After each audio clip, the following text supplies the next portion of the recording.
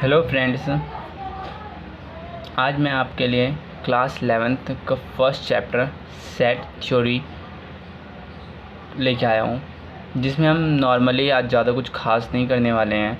आज हम सिंपल कुछ इंट्रोडक्शन करेंगे। सेट होता क्या है, सेट को कैसे रिप्रेजेंट करते हैं, उसका रिप्रेजेंट करने का तरीका क्या होता है, और इन सब होने के बाद हम फर्स्ट एक्सरसाइज पे कुछ नज़र डालेंगे। कुछ क्वेश्चन आपको मैं करके दिखाऊंगा और इस वीडियो को आप ज़्यादा से ज़्यादा लोगों तक शेयर करें और अपने दोस्तों जिसको जो अभी मुझे पता है अभी 11th क्लास का एडमिशन नहीं हुआ है, बट बच्चों को टाइम वेस्ट नहीं करना चाहिए अभी, क्योंकि अभी मान लीजिए जुलाई में पेपर होंगे कंप्लीट, फिर जुलाई के लास्ट तक ये लोग रिज़ल्ट निकालेंगे, फिर उसके बाद एडमिशन के बाद हमारे पास ज़्यादा टाइम बचता नहीं है।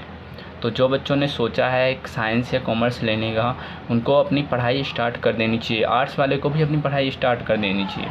तो इसलिए मैं आपके लिए फर्स्ट चैप्टर लेके आया हूँ मैथ का, सेट।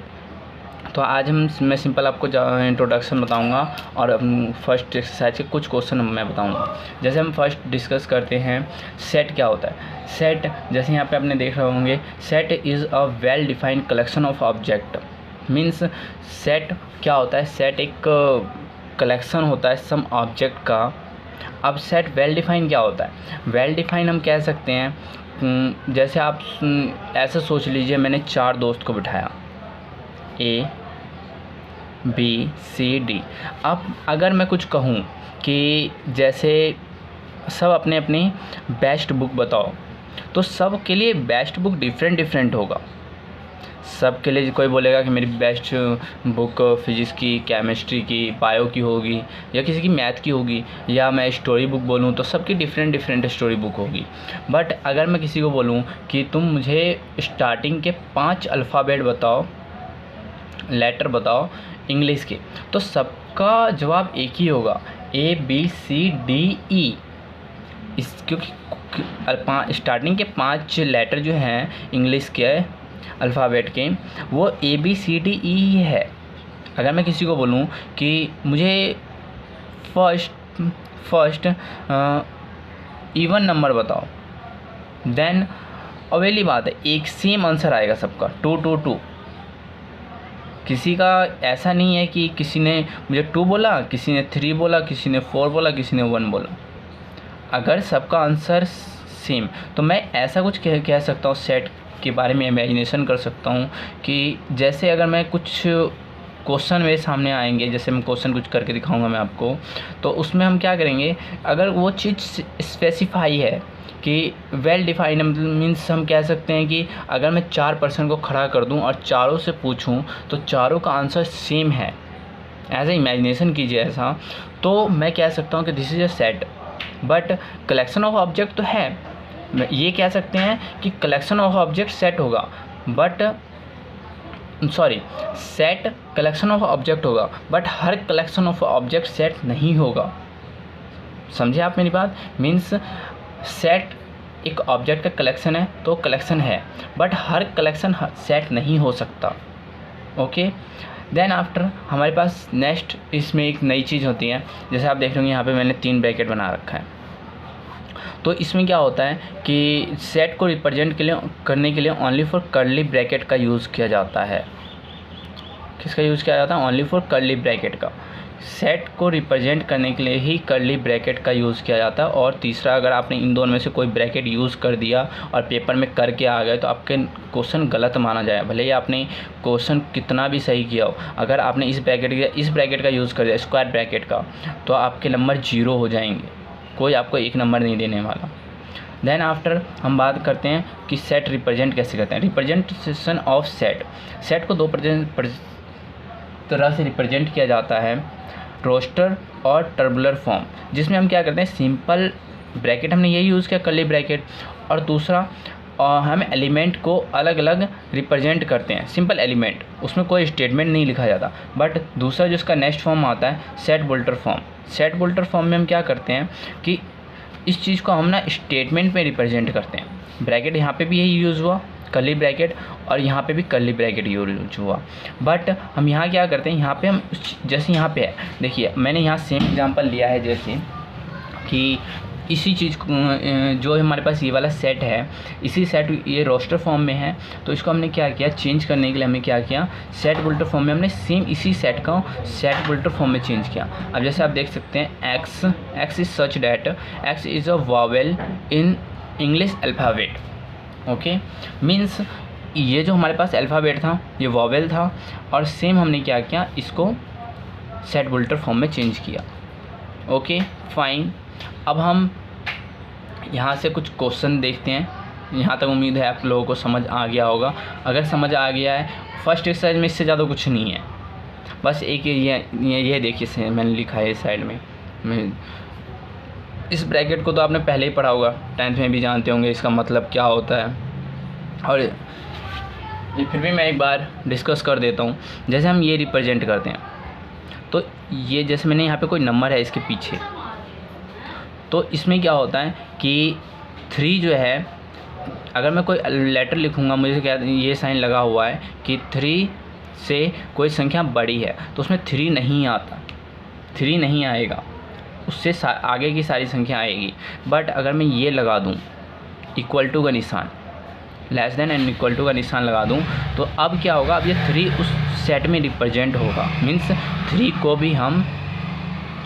को भी हम उसमें इंक्लूड करेंगे। वैसे ही नेक्स्ट सेम दूसरा तरीका, अगर कोई चीज़ 5 है और तो हम कोई जैसे लेटर लिखेंगे तो उसमें 5 को से बड़े लिखेंगे सारे। बट अगर मैं ये रिप्रेजेंट कर देता हूँ, बस सिंपल ये समझ लीजिए कि अगर मैं नीचे इक्वल टू का निशान लगा दूंगा तो वो संख्या उसमें इंक्लूड होगी, नहीं तो नहीं होगी इंक्लूड। इस केस में भी सेम 3 इंक्लूड होगा अगर मैं इक्वल टू लगा देता हूँ, और वैसे तो 3 इंक्लूड नहीं होगा, उससे आगे की डिजिट देखेंगे।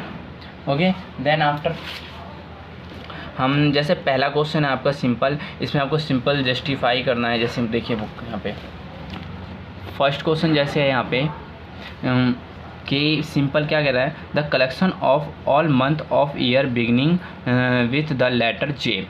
ओके, तो अब हम बोलेंगे कि जो जे लेटर से जितने अल्फ़ाबेट आते हैं, मंथ आते हैं,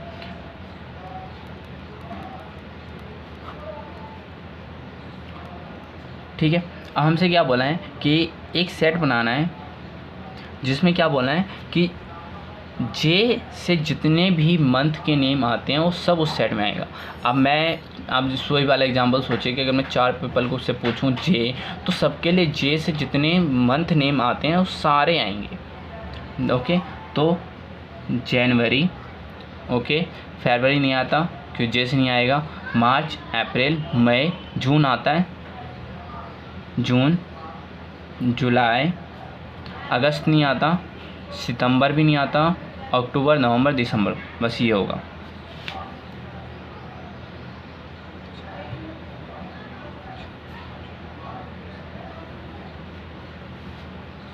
ओके, तो ये हमारा सेट बन गया। अब मैं सेम वही नेक्स्ट क्वेश्चन है, द कलेक्शन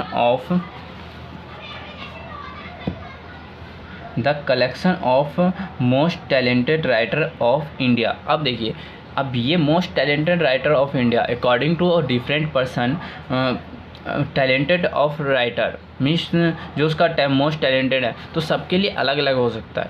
आपसे पूछूं तो आपके लिए इंडिया का मोस्ट टैलेंटेड राइटर कुछ और होगा, मेरे लिए कुछ और होगा, तो ये हमारा सेट नहीं होगा। उसका नेक्स्ट क्वेश्चन है, team of 11 best cricket batsman of the world. अब ये भी देखिए, अब बोला है कि टीम में 11 बेस्ट क्रिकेटर, अगर मैं किसी अपने दोस्तों को या आपको टीम की चयन करने के लिए बिठा दूं, तो आप वो 11 क्रिकेटर को किसी और को चुनोगे। हो सकता है 1-2 मैच कर जाए, बट मैक्सिमम चांसेस हो है कि मैच नहीं करेंगे। आपके 11 प्लेयर कुछ और होंगे, मेरे 11 प्लेयर कुछ और होंगे, तो ये फिर सेट नहीं हुआ।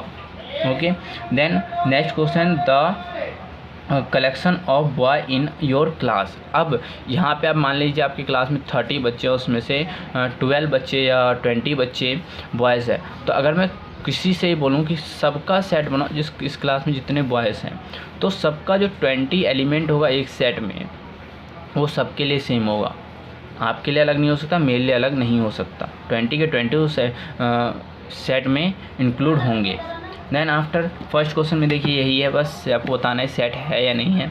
सेकंड क्वेश्चन जो पूछ है यहाँ पे, इसमें सिंपल एक हमें इसने सेट दे रखा है और इसमें सिंपल पूछ रखा है कि बिलोंग करेगा या नहीं करेगा, अप्रोक्स सैम्बल है। ओके, देन आफ्टर 5, अब ये देखिए 5 इसमें है तो 5 ए सेट से बिलोंग करेगा, 8 नहीं है तो बिलोंग नहीं करेगा, 0 बिलोंग नहीं है इसमें तो बिलोंग नहीं करेगा, ऐसे सबका है। अब देखिए नेक्स्ट मैंने आपको यहाँ समझाया था, देखिए इस रोस्टर फॉर्म और सेट बोल्टर फॉर्म सेम उसी तरीके में। देखिए फर्स्ट एक्सरसाइज में थर्ड क्वेश्चन जो है रोस्टर फॉर्म में इनको लिखना है, ये है कि इसमें सेट बोल्टर फॉर्म में, और इसको आपको रोस्टर फॉर्म में चेंज करना है। सेम फोर्थ क्वेश्चन ये है कि इसमें रोस्टर फॉर्म में और सेट बोल्टर फॉर्म में चेंज करना है। एक बात ध्यान रखिएगा, मैंने आपको एक बात बताया नहीं इसमें, जैसे हम किसी सेट को रिप्रेजेंट करते हैं तो जब हम कोई लेटर लिखते हैं तो उसमें हम क्या करते हैं, जैसे हमने लिखा, मान लीजिए मैं लिखता हूँ, बेटर को एक बेटर वर्ड है, इसको मैं सेट में रिप्रेजेंट करना है मुझे, तो BETT। अब देखिए ना टी आएगा दोबारा ना ई आएगा, क्योंकि सेट का एक कंडीशन होता है कि हम किसी भी लेटर को रिपीट नहीं कर सकते। तो टी अगर मैं लिखूँगा यहाँ पे तो रिपीट हो जाएगा, ई भी रिपीट हो जाएगा, तो सिंपल हमें क्या करेंगे, बस एक आर लिखेंगे। ठीक है, तो यहाँ पे हमारा क्या है कि कोई भी एलिमेंट रिपीट नहीं करता है। ओके, देन आफ्टर ये हो गया। नेक्स्ट क्वेश्चन, इसमें भी आपको सेट बोल्टर फॉर्म में लिखना है और ये मैचिंग देना है। तो ये हमारा फर्स्ट एक्सरसाइज हो गया। धन्यवाद। आप बस आपसे इतनी रिक्वेस्ट है, आप इस वीडियो को लाइक करें, शेयर करें, मेरे चैनल को सब्सक्राइब करें और इस वीडियो को ज़्यादा से ज़्यादा शेयर करें अपने दोस्तों तक, जो अभी 10th पास किए हैं। अभी उनको अपनी कोशिश करनी चाहिए, बाई चांस उनको लगे ना हो तो मुझे कमेंट में बताइएगा, मैं और अच्छे से कोशिश करूँगा इसको वीडियो को बेटर बनाने की। Thank you for watching.